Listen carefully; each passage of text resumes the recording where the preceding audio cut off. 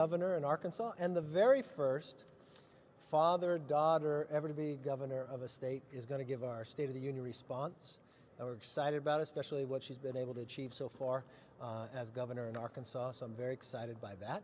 We'll also have Juan Ciscomani giving a response in Spanish as well. As many of you know, Juan's story, immigrating to America at age 11. His father drove the bus in Tucson, Arizona. Just a real true American story as well. Yesterday I had a meeting with the president. I got to see the president again this morning. I was like that he said it was a good meeting as well to me. No predetermined ideas, but we're going to meet again about the debt ceiling and ways that we can find ways for savings and put ourselves on a path to balance. I think that's very important. If you look any of the latest polls, 74% of Americans believe there has to be some savings in what we're spending. We're at 120% of GDP, meaning our debt is larger than our economy. It's one of the greatest threats we have to this nation. And when I look at it, if you look at just the last 12 years in Congress, Republicans controlled 8 years of that and Democrats controlled 4. In the last 4 years that the Democrats controlled, they increased discretionary spending by 30%, more than $400 billion.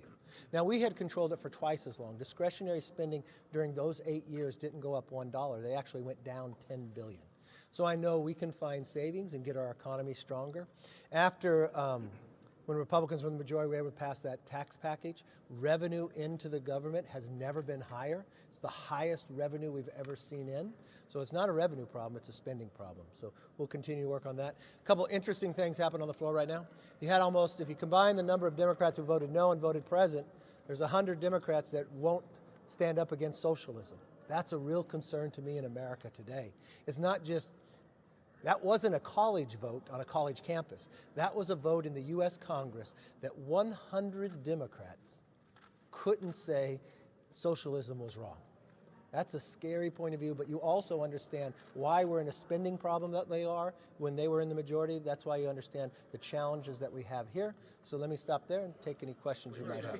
Yes, sir. When the White House said that the president's open to talking about the debt ceiling and a separate discussion about ways to control spending, I mean, what do you think about when you hear that they kind of want to separate those two, is what they say? Whichever way they want to talk about it, I'm very clear. We will not pass a clean debt ceiling here without some form of spending reform. So there'll never be a clean one. I don't know how they want to say it, that's fine. But at the end of the day, we're going to get spending reforms. I believe you have to lift the debt ceiling. But you do not lift the debt ceiling without changing your behavior. So it's got to be both in front. Yes, sir. Some of your own members who voted for this Omar resolution, like Congresswoman Mace and Congressman Gonzalez, are concerned of what they see as sort of like tit for tat, retribution that your new majority is taking against a Democratic member of the House. Is this the message you want to send to voters as you come into power here? No, and that's the clear part, how it's not tit for tat. So let's just put it in perspective of what the Democrats did and what Republicans are doing. So the Democrats in the last Congress removed Republican members from all committees. They even judged one Republican member not based upon what she had said as a member of Congress, but what she said prior to ever getting here. And they removed from all committees. I'm not removing people from all committees. And I'm not judging something that someone said when they're not a member of Congress. Now, the first two people we did not allow to be on Intel. If you got the briefing I got from the FBI, and I know you all personally believe it as well, simply as an American, you know Swalwell should not serve on the Intel. I'd love to take a show of hands here. How many believe, if you're a member of Congress and the FBI says nothing, but the moment your leadership appoints you to the Intel Committee, the FBI comes knocking on the leadership's door and says, we have a problem, this person has a relationship with a Chinese spy. How many believe that that person should stay on Intel? So, yes, it's not the same, and he's no longer on Intel. But there are a number of other Democrats concerned. Now, the chairman of the Intel Committee, Adam Schiff, I actually believe I helped him. Because what he did to the Intel Committee, he used that position as chairman, knowing classified information that others didn't, and he conveyed to the American public something that was not true to try to confuse them on a number of times. From the whistleblower, even the Washington Post acknowledged that that is true. What he did when he went after Devin Nunes, even the Inspector General, said he was lying about that. He turned the Intel Committee into an impeachment committee. So now Schiff serves on Judiciary. That is actually the committee for impeachment. That is where he should serve. So now the Intel Committee would go back to the responsibility that it has to protect the American public. Now, when it comes to Congresswoman Omar, based upon what she had said, the anti-Semitic comments, it's all about the Benjamins. The military in America is equal to Hamas and the Taliban. On 9/11, something happened that day. Even the former Democratic chair of the committee believed her comments were wrong. When a resolution was brought up to deal with this last time, she never apologized. They changed the resolution to say anti-Semitism is wrong. We're not removing her from other committees. We just do not believe when it comes to foreign affairs, especially the responsibility of that position around the world with the comments that you make. She shouldn't serve there. But this is what if it was tit for tat, we would have picked people, took them off all committees and said nothing about it. We don't believe in that. I just had a conversation with the minority leader, Hakeem Jeffries. What I asked him to do was to select a couple members, along with himself and mine, and I have a couple members, and one's going to be Nancy Mace to help, and Ken Buck and some others. And I think what we should do is put into the rules. There is a code of conduct here, but I don't know the definition exactly what all that's going to mean. I think that should be clear. So if there is a concern, it's not tit for tat, but I think in moving forward, every single member of Congress has a responsibility to how they carry themselves.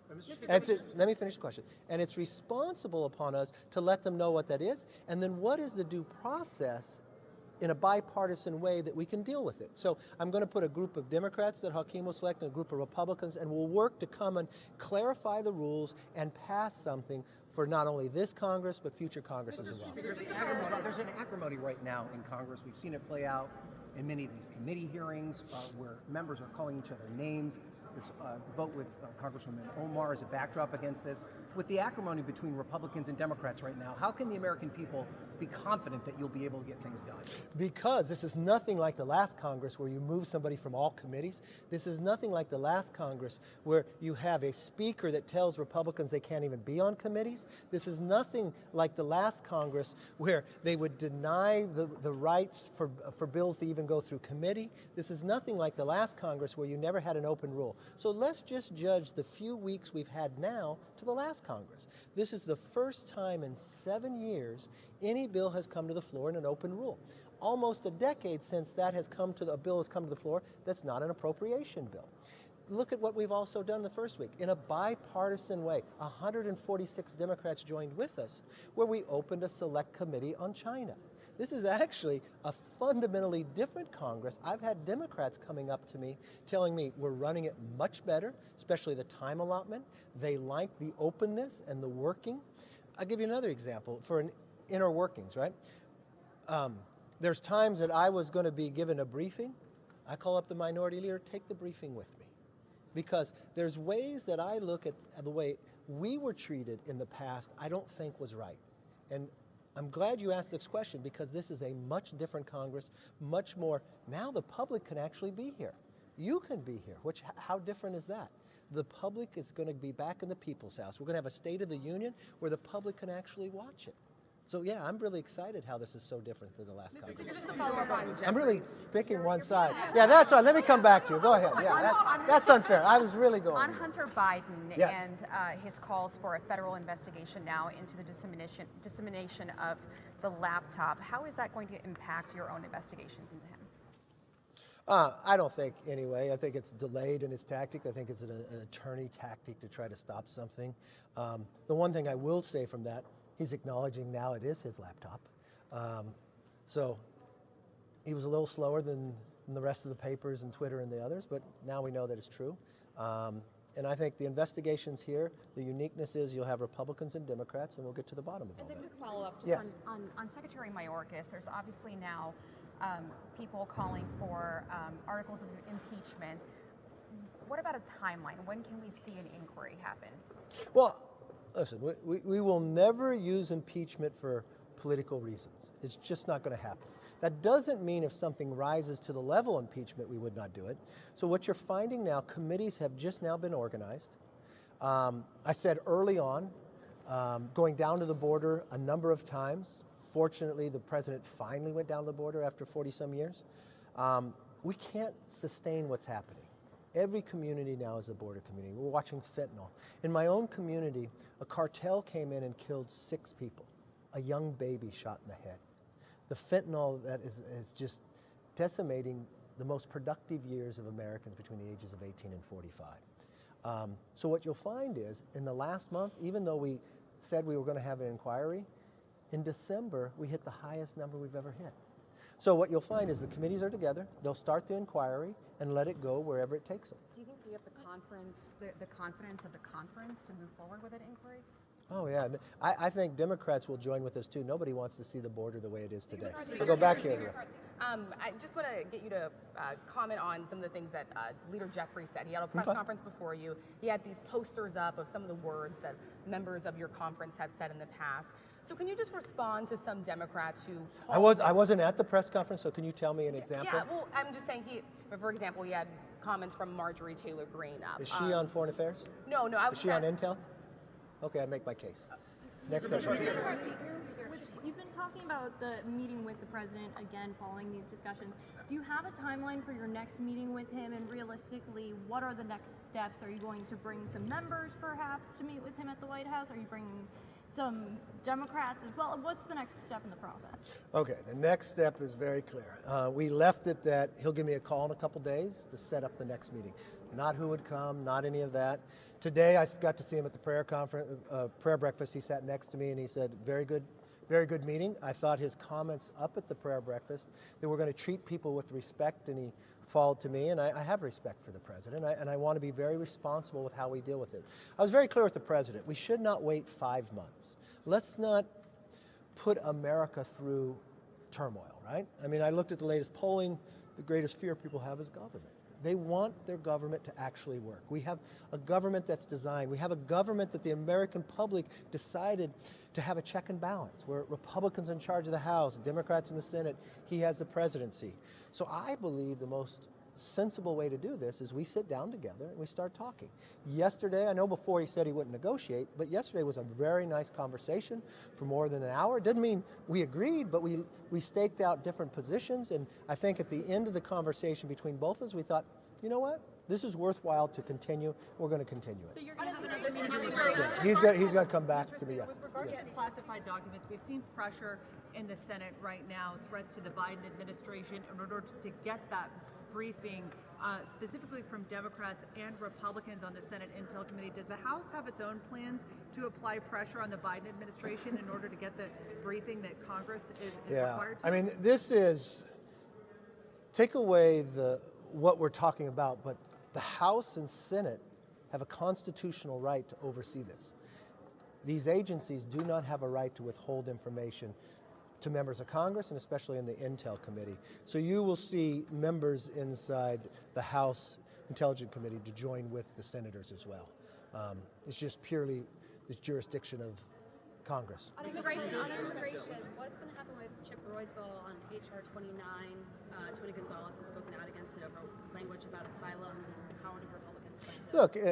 Look, when we deal with immigration, a lot of members have a lot of different positions. Both of those members from Texas have a lot to say. Tony represents almost 2/3 of all the border. He has a lot of great input in there. Whatever comes through is going to come through committee, and I know members are working together to try to find a place to get there. So I think at the end of the day, we'll try to find out what the very best policy. I think there'll be a number of bills, and we'll run it through the floor. Yes. When will Republicans actually put pen to paper on a spending cuts plan? And give them to you? And give them to the president. Well, we've talked to the president many times, but I'm not going to negotiate this in the press. I'm sorry. You can ask this many times. What's the timeline? The timeline we have is he's going to call me back, and we'll get back together in a meeting. One of the members you elevated to a committee, the first thing one of the members, I elevated a lot of people. You know, we went from the minority to the majority. You know what happens when that happens? You get a lot more slots, so you got to put a lot more people on committees. But go ahead. One of the first things Marjorie Taylor Greene said from the oversight dais was that Ashley Babbitt was murdered Do you think Ashley Babbitt was murdered, or do you think the police officer who shot her was doing his job? I think the police officer did his job. Mr. Speaker, there is an increasing conversation again about police in this country, policing in this country. We know your statement about Tyre Nichols. Yes. Should and are Republicans looking into police reform in the House? Are you working on that? Look, do you want to be part of talks? What happened to Tyre Nichols is appalling and just unapproachable. We want the Justice Department to work. We want justice to be given. I've always believed in any situation like this, you should gather all the information. I've had a couple of conversations with Tim Scott, who's really been a lead on many of these cases. We've also, with Jim Jordan and others, and we'll make sure we get all the information back and work forward based upon if there's one. Yes, sir. You've expressed some willingness in the past to work with Democrats to remove some of, or replace some of the slaver art, like the depictions of slavers and Confederates here in the Capitol. As Speaker, you have a lot of power over the artwork that gets displayed in this building. Is that something you're thinking about? Well, I remember when the Democrats brought up removing of a couple statues. I thought they should have gone further. Because the interesting part is I think they should change the name of their own party. Because when you think about it, every statue that came was voted on by a state legislature that was a Democrat majority, that was sent to Congress as a Democrat majority accepted it. There's not one Republican that you have to take down. There's not one Republican in the process. Remember how our party created. Our very first president was Abraham Lincoln. The greatest challenge ever to our Constitution was the Civil War. But I think if the Democrats are truthful about moving forward on what they want to remove, they should remove the name of their party as well, because that was the name that they provided and circled around and moved forward. So, look, I'm very proud. You come into my office, Joseph Rainey, first black American ever elected to Congress. He was a Republican. And I watched what the Democrats did by bringing us Jim Crow laws through the South, going after black Americans getting elected to Congress, holding us back so far. So, no, if I was a Democrat, I wouldn't be proud of their legacy. I wouldn't be proud of their history, and I'd want to change it. Yes? Democrats are arguing that the difference between last Congress when they voted those Republicans off committees and Omar during this vote is that there's a lack of accountability because they say that you specifically have not condemned Marjorie Taylor Greene or Paul Gosar. What is your reaction to that? They're totally wrong. I can't even believe you've asked that question. Think what you just asked, what they said. That somehow there's... Every single Democrat voted to remove Marjorie Greene on something she said before she ever came to Congress. So they wanted to override what the American people in her district decided. Then they removed Gosar from every single place. And what did we see when Congress reconvened right now? Gosar and AOC sitting together having a great conversation. Now they get upset. They want to fight really hard to keep a member of their conference who had a relationship with a Chinese spy on the Intel Committee. I can't believe you defend or even ask. I can't believe they would even defend that. Then they want to defend Schiff, who lied to the American public. Then they want to defend Omar. I'm not removing any of them from all committees like they did. They cheered when they did that. We simply looked at a foreign affairs of what the rest of the world looks like, where she sat and gave anti-Semitic comments. Even people in her own party said, I bet if Elliott was here today, the former chair, he would have voted with us. She said the American military was equal to Hamas and the Taliban, from a member of the Foreign Affairs. She said Americans only like Israel because it's all about the Benjamins. And 3 years later, she said, I didn't know there's a trope when it comes to referring to someone who is Jewish with money. She said on 9/11, as a member of Congress, as an individual who's sitting on foreign affairs, something happened that day. What does that say to other people around the world? What does that say to somebody else who wants to create another 9/11 America? I'm sorry. It's not right. We were right in our action, and she can serve on other committees. But it puts America in jeopardy, and I'm not going to do that under my watch. And it's fair in the process, unlike them. I think they need public Yes, sir. recognition. Last month, the State Department spokesman Ned Price was asked about a possible visit to Taiwan. I don't have anything scheduled right now. No, that's not my question.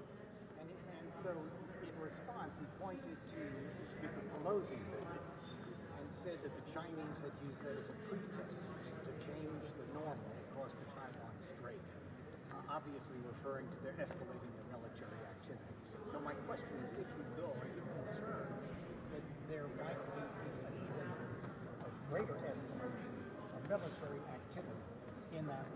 Okay, let me be very clear. China's never going to tell me where I can and can't go. But I have nothing scheduled right now to go to Taiwan. Last question. Yes, sir. Sir, a group of your colleagues took to the floor. They had a special order on DirecTV's deplatforming of Newsmax. And I wanted to ask you, sir, if the House would contemplate hearings on that. You know, I had discussions with a couple members now, because it's very concerning to me now. Newsmax isn't the first one, OAN as well. And I think America should be able to have a choice in the news they are able to get, a choice in being able to see it. I would hate to see that someone's being kicked off simply because they provide something conservative. So I think it is a place that we should look at, especially coming after all the things we saw happening in social media. Now what we found out that happened at Twitter, when they told us, oh, it wasn't happening. It's a real concern here. It's better to bring sunlight and get all the facts to know that is someone being jeopardized to being on television simply because their philosophical beliefs. That should be wrong. And I think it's a place that we should look into as well. Thank you. I hope you have a great weekend.